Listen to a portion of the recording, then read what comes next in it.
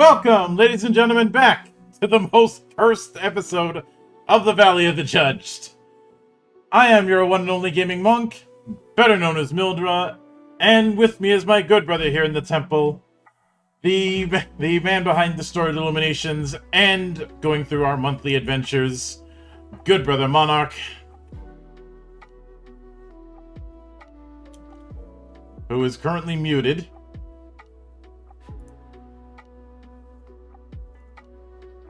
Dear Lord, dear. Remember, kid, never forget your weekly sacrifice to the spirit of the machines. God, I feel like I need to call in a tech priest. So some of you are wondering, wait, why are you using reactive and not your usual VTuber model? Well, for whatever reason, OBS decided that it wanted to choose today of all days to fuck with me.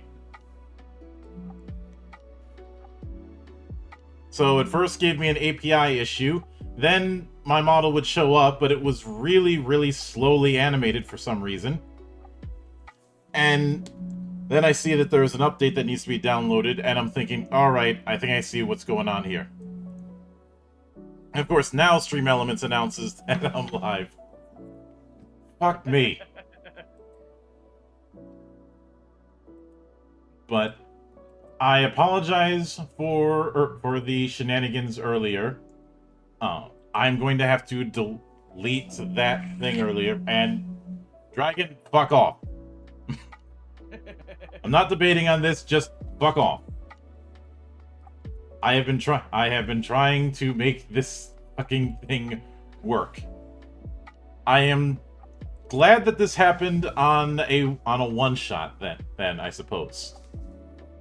Because as our normal tradition, this week is the 3-in-1 rule, so we have our one-shot. The one-shot in question this time around is Bancho, Meow, a project by Rookie Jet Studio, who is no stranger to my monastery, and can best be described as you can see on the title, a competitive TTRPG about cats and their gangs. Which, anybody familiar with... No expectations for what we're gonna get out of this. This is definitely going to be a lighter episode, because this thing is only 9 pages long. To the point where there is a pamphlet option that you can print out. But as we go right into the about section, because I want to try and get through as much as I can before more technology problems happens.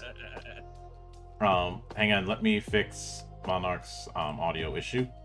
There you go. So you should be at normal volume now. But my volume is on. Yeah, at least on the stream end of things. Anyway. Bancho Meow is a competitive tabletop RPG where you balance on the border between life as a normal street cat and life as the Bancho of your own cat gang.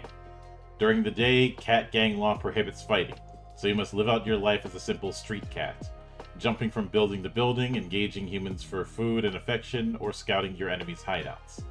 At night, the streets come alive with sword-wielding, ninja-like cat gangs that engage in a tug-of-war over territories and power. Bancho Meow is a game of silliness, politics, dice, and combat. All you need to play on the service is a service to draw on, a few character sheets, polyhedral dice, D4 and D6, and a few friends. Just the cutest bit of violence.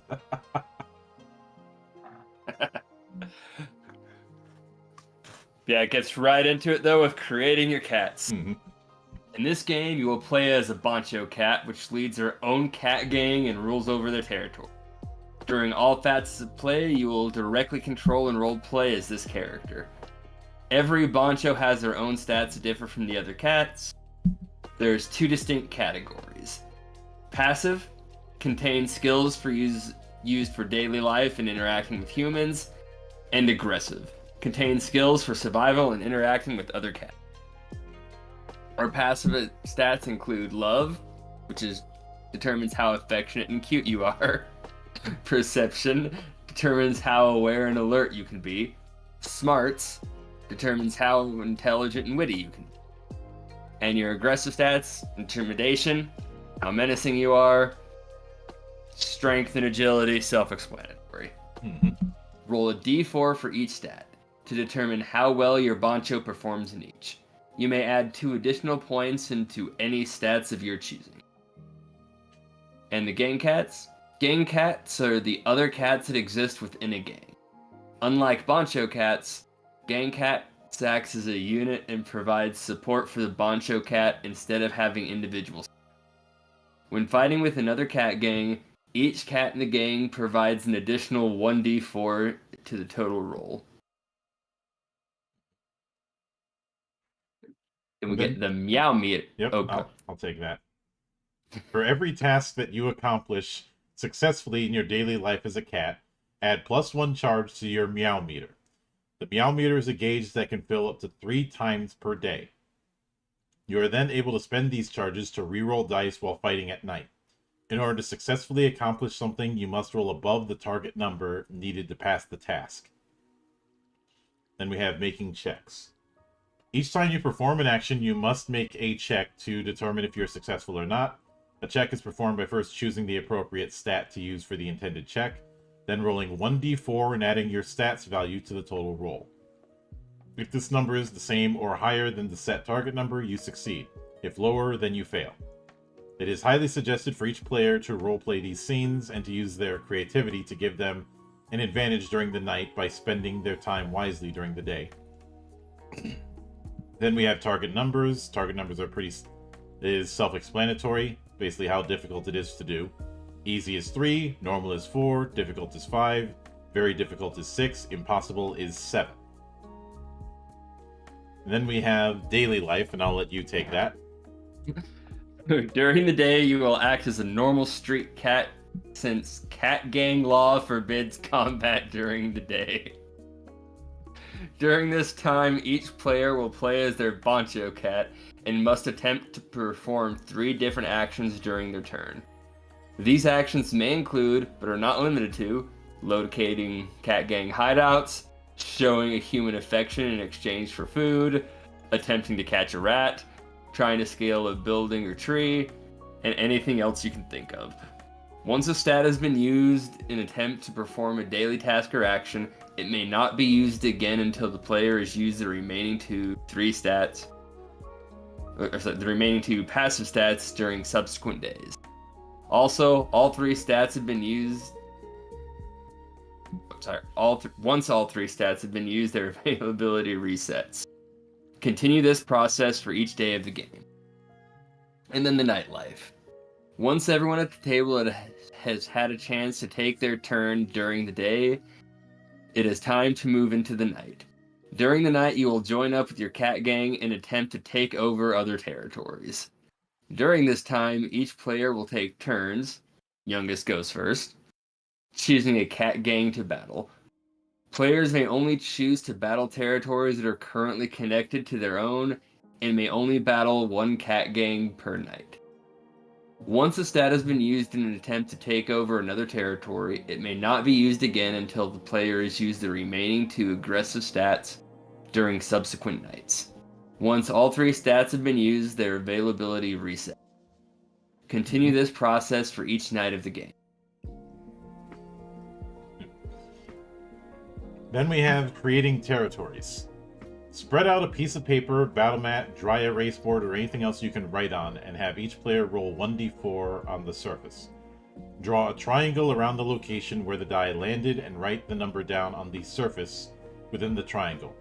This determines the player's gang location and how many cats are part of their gang. Once every player has rolled their dice, it is now time to generate NPC gangs. To generate NPC gangs, follow a similar process as for players. This time roll 1d6 on the surface 4 to 6 times, and draw a square around each location where the die lands. Continue to note the die value as how many cats are in the gang at this location. If a die happens to land on an existing location, just re-roll it so it doesn't land on any previously established gang. Once you have finished creating the territories, it is time to connect them. Start by connecting each territory with the one closest to them. Mark this with a dotted or colored line. This signifies a main road or street. Next, it's time to connect each territory to the one furthest from them. Mark this with a solid line or a different color line. This signifies a back alley or underground connection. Each territory must have 2 connecting lines, no more, no less. Players can only travel to territories they are currently connected to. And then we have preparing for battle. I'll let you take that. At night, it's time to take over territory. Starting with the youngest player, each player will choose a territory they are currently connected to and will choose to do battle with. If the opposing player wins, they get to claim that the territory is their own, allowing them to travel it during the day, and may also battle territories connected to it at night. If the player or NPC loses all their territory, they are knocked out of the game. Players may choose to either rejoin the game as a different gang, or take over an NPC gang to continue the fun. To initiate battle, the opposing cat gang and the Bancho cat must decide how they are going to take over a territory by coming up with a plan of action and selecting one of the Bancho cat's aggressive stats to use for the battle. As the defending player, you should do the same. Each player should keep their plans secret from one another until the other is ready. If the player is opposing or defending an NPC cat gang, it will be up to the GM to act for the NPCs. Once battle begins, each player reveals their plans and rolls d4 plus their stats value. Next, roll 1d4 for each cat in their respective cat gangs. Whoever has the higher total number of wins is able to claim the territory for. A winner is determined when all NPC cat gangs have been defeated. Whoever owns the most territory during this time wins. Try to build alliances and gain the trust of neighboring cat gangs to help you win. Kind of like playing Civilization and trying to gobble up all the minor factions. Yeah. And we got some notes, but that's the game. Yeah. And goes, thanks for checking it out. It was a super fun game to develop, and I hope you're having fun with it too. Below are a few other things to note. Make sure to roleplay your day and night lives, obviously. Bend the rules and make your own. Maybe you want to add some spice to your game and extend it. It's the game's playtime. Weird little typo there. By adding more NPCs. Go for it. Bancho Meow Meow is made to be modified. I would really like to see how weapon bonuses could be added at some point myself. Feel free to publish your own Bancho Meow Meow materials, even commercially. We just ask that you do not provide any of the rules found in this book. Then the credits and socials for everything. I do like that they credit Mabel for being a good cat. And then we have the character sheet. You know, portrait, character name, cat gang details, Bancho cat profile, and the meow meter, along with the stats. The boxes for the stats are probably a little small, but that's really it. These look like check boxes. But that's the only issue I can come up with this. Alright. I am going to say, like, if you just presented these rules, I would have guessed this is a board game, not a tabletop RPG. Mm-hmm. I'm in this weird spot where it's like, this is kind of, in a way, almost a repeat of Monster, to where I want to say, why are we talking about this? But I'm not really mad about it this time like I am with Monster. I think the reason why we don't have that problem with Monster is two things. One, this is very much a beer and pretzels kind of game. Yeah. And it's at least a game. And it very much knows that. It is not trying to tell a strictly predetermined story like we had with Monster. Two, and Monster is not a game. This is.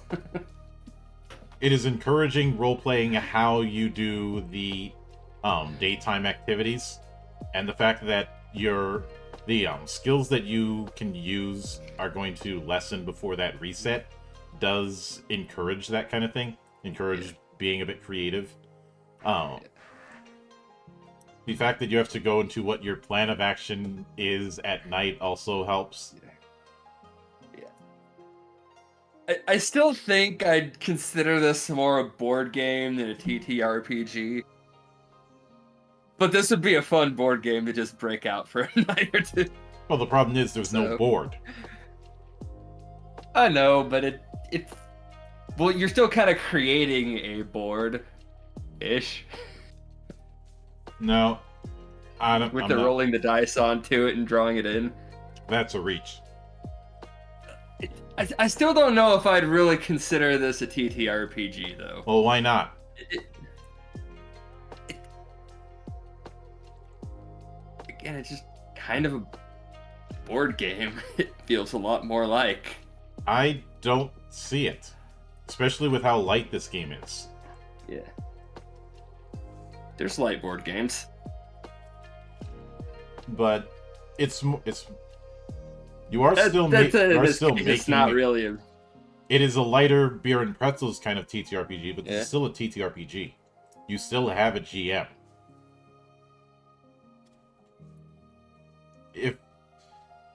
If this was done by default completely GM-less, I could see where you're coming from on that, but that's not really the case. I don't see what the point of a GM with this would really need to be. The NPC gangs. Yeah. That's what the D6s are for, generating them. Which is why there's that loop of act cute during the day as a street cat, and then get violent at night. And because of the fact that it's D4s, it's not like you're going to be steamrolling the other gangs all that easily. Yeah. Especially, I feel like this is the kind of game that if you were playing this with a small group that you'd normally play for a full-on game, and I see Sig said, so just like real cats. If you're doing this for like a standard TTRPG campaign group, you know, four players and one GM, it'd be fine, but I really feel like this is at its best the more people you can bring into it.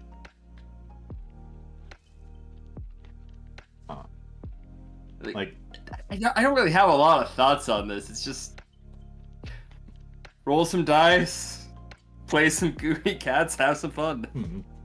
And there's nothing wrong with beer and pretzels games, and I want to make clear those are not off the table when it comes to the stuff we cover here.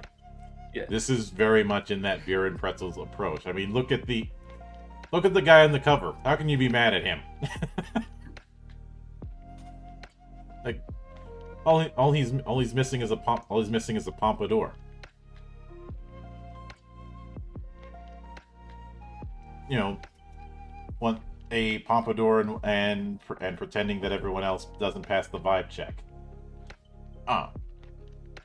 But like as far as where I would put this on my rating scale, I would go with recommended. This is very much, as I said, a beer and pretzels game. I don't foresee Bancho Meow Meow lasting more than one shots, and there's plenty of games that are built for one shots. This is definitely one of them. Yeah. Put it right there too. It's fun. Plus, it looks like. Now I do have in the description on the YouTube version of this stream the itch.io link, and I don't think it's all that expensive. $2. Yeah. It's worth $2. This is $2. It was a submission for the one-page RPG Jam in 2021. It had its own merch. And for a while it had community copies, but it looks like all of them have been claimed. I do like that the first comment from 2 years ago says, "Is there suggested minimum or maximum?"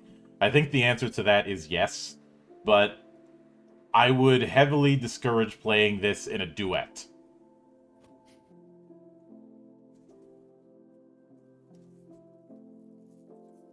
But if you look on the thing, it actually has the whole rules in a kind of pamphlet setup you could print out and fold. So technically, this does count as a one-page RPG. And for $2 for a beer and pretzels game, uh, you can certainly do a hell of a lot worse.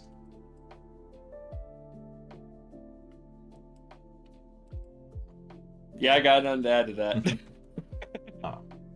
Like I've talked about the cost value of what you're playing or running or whatnot, and this definitely has that vibe. Now, if you want something a little more substantial, this probably isn't going to be it. I mean, I'd have to do some digging around to see what sort of house ruling anybody's made with this. Let me put it like this. There were so many delays before this episode started, and we are still ending earlier than almost any other episode we've done that I can think of. Yeah. That is how light of a game this is. Mm-hmm.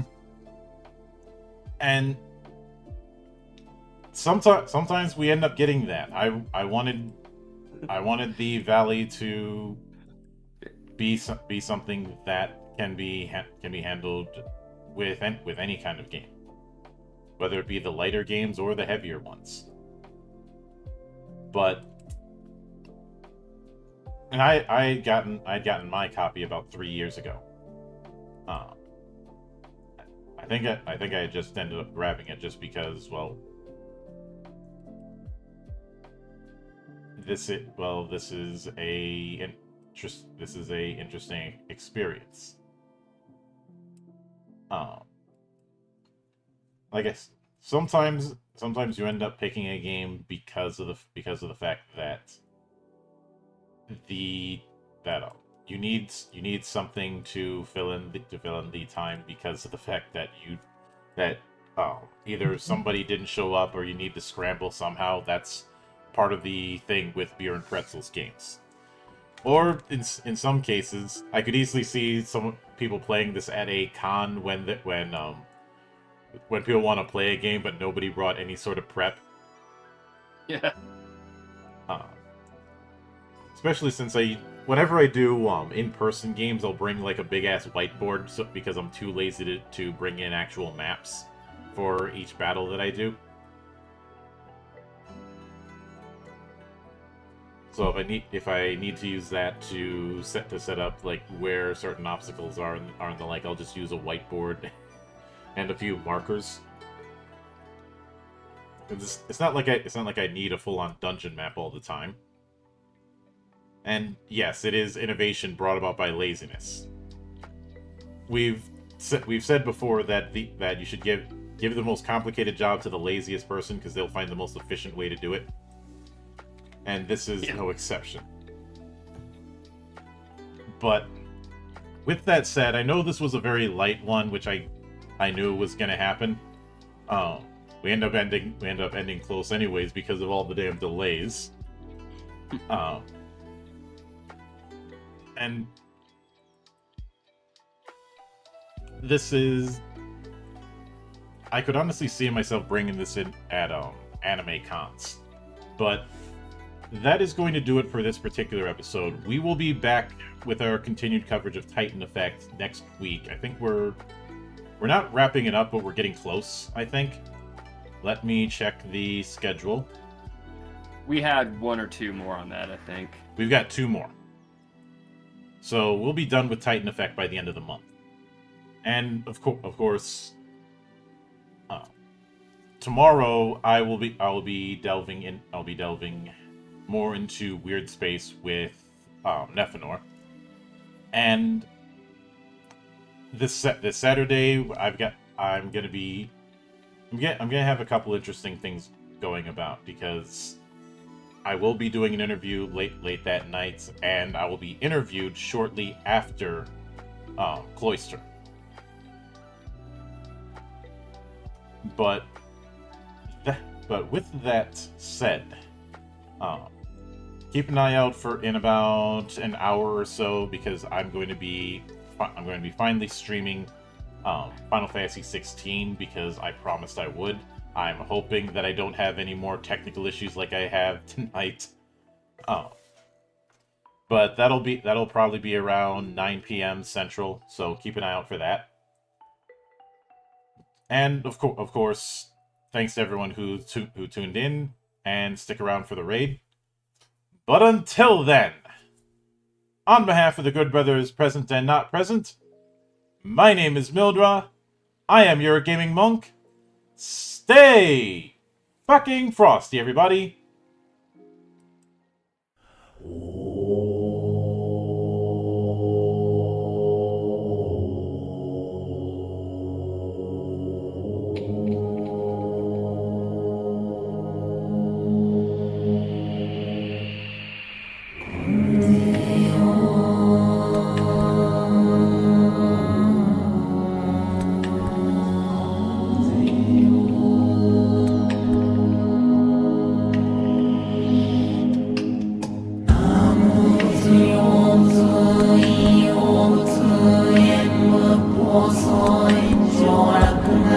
subscribe cho kênh Ghiền Mì Gõ để không bỏ lỡ